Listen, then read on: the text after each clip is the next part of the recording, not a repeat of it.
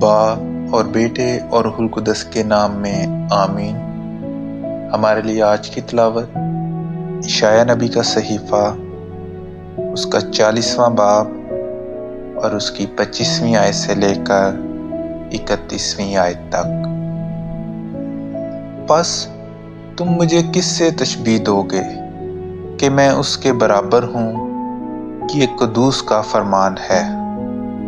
اپنی آنکھیں بلندی کی طرف اٹھاؤ اور دیکھو کس نے انہیں خلق کیا، وہی جو ان کے لشکر کو شمار کر کے نکالتا ہے اور سب کے نام لے کر بلاتا ہے۔ اس کی قدرت کی عظمت اور اس کی قوت کی شدت کے باعث کوئی گم نہیں ہوتا۔ پس اے یعقوب، تو کس لیے کہتا ہے، اور اے اسرائیل تو کس واسطے بولتا ہے کہ میری راہ خداوند سے پوشیدہ ہے اور میرا دعویٰ میرے خدا سے گزر گیا؟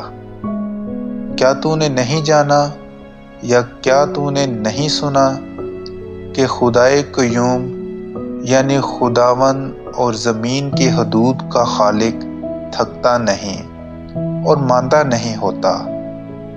اس کی حکمت ادراک سے باہر ہے۔ وہ تھکے ہوئوں کو قوت دیتا اور کمزوروں کی طاقت زیادہ کرتا ہے۔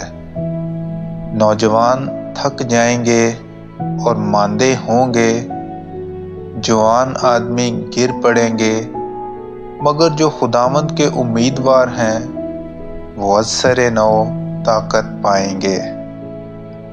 وہ عقابوں کی طرح پروں سے بلند پرواز ہوں گے۔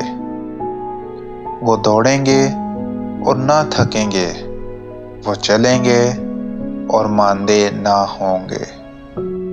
کلام اقدس کا پڑھا اور سنا جانا ہم سب کے لیے باعث برکت ہو۔